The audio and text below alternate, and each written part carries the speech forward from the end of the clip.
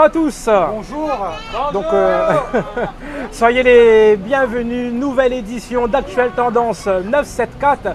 Et notre actualité du jour était bien ce rendez-vous au niveau de la CCIR concernant la vie chère. Et justement, je laisse témoigner Antoine Fontaine. Allons un petit peu cette journée avant de démarrer.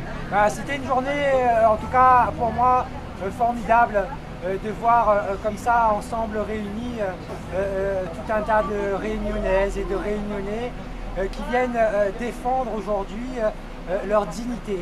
Leur dignité à travers cette réunion qui a eu lieu à l'OPMR, l'Observatoire des prix, des marges et des revenus à La Réunion, et où il était question d'aborder des sujets qui concernent tout au fond, la vie chère ici à La Réunion. Et donc avec Marie-Pierre Paris et Séverine Raoult et moi-même, citoyen associé donc, aux travaux de l'OPMR, eh bien, nous avons enfin voulu faire prendre conscience à l'État qu'aujourd'hui nous allons passer dans une action revendicative, mais aussi dans une action qui, nous l'espérons, donnera des résultats parce que depuis des années, depuis des décennies, la vie est chère à La Réunion et l'État ne fait rien.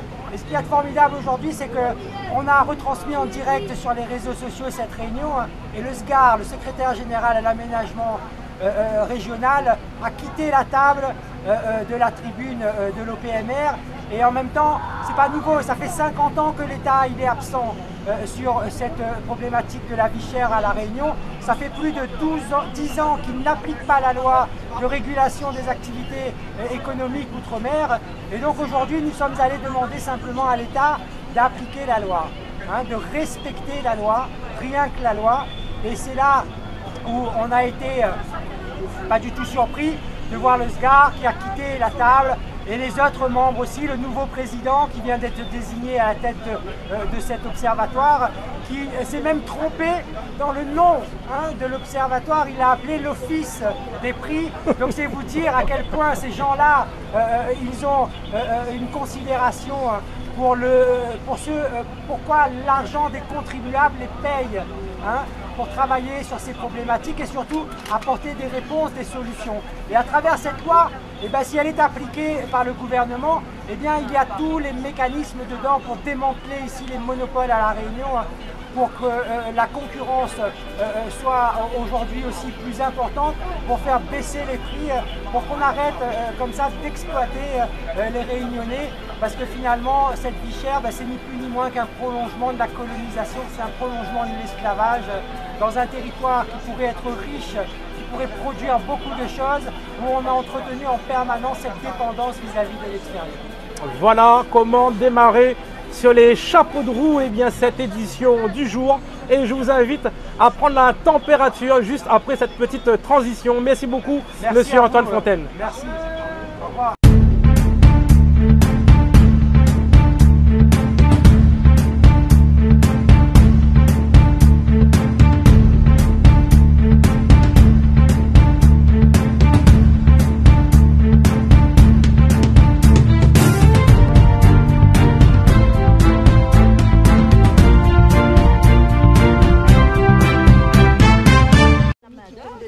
Alors du coup, tu nous disais? Alors je dis que la vie est chère et donc l'heure actuelle, on a essayé de faire comme on peut.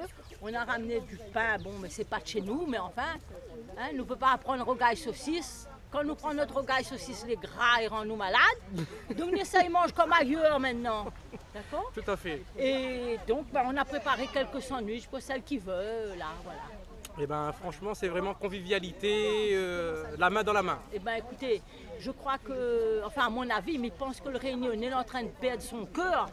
À la place du cœur, maintenant, nous avons un billet de 500. Enfin, même s'il ne fait plus les 500 €. Mais bon, au fur et à mesure, on n'aura plus de billets, on aura la carte bancaire à la place de notre cœur.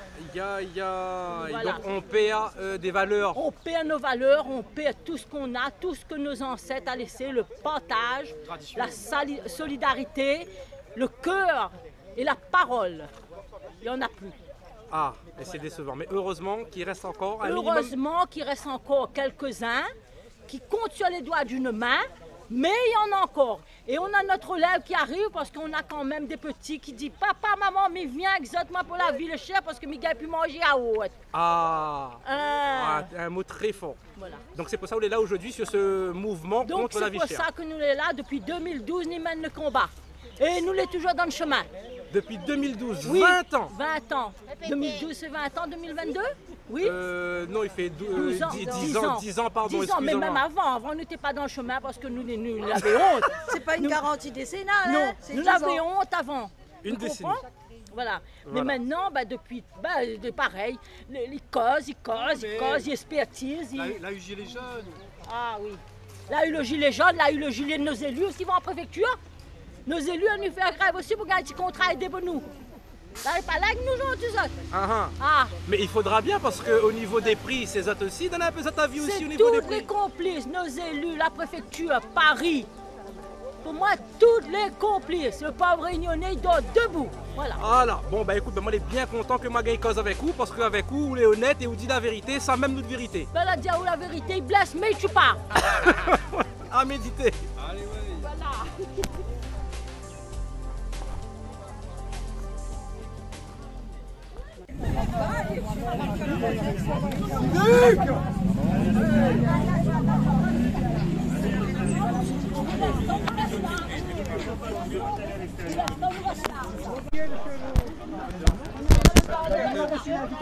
Hop. Bonjour, qu'est-ce qui se passe, madame? On veut pas que vous soyez sur place. Média, monsieur. Il ne veut pas de nous sur place. Pourquoi? Comment ça se fait? Désolé, nous restons à l'ombre. Nous voulons dire non à la vie trop chère. Nous voulons être des citoyens. Il faut qu'on supporte et qu'on accepte tout. En courbant les chines et en disant donnez encore, on est les Niakoué avec qui on peut faire ce qu'on veut. Voilà, la vie est chère. Et où sont nos élus? Où ils sont? Eh bien, ils sont à la banque. Voilà, bien vu, madame. Voilà, ils sont notre boss. Alors arrêtez, il faut arrêter. Bien sûr.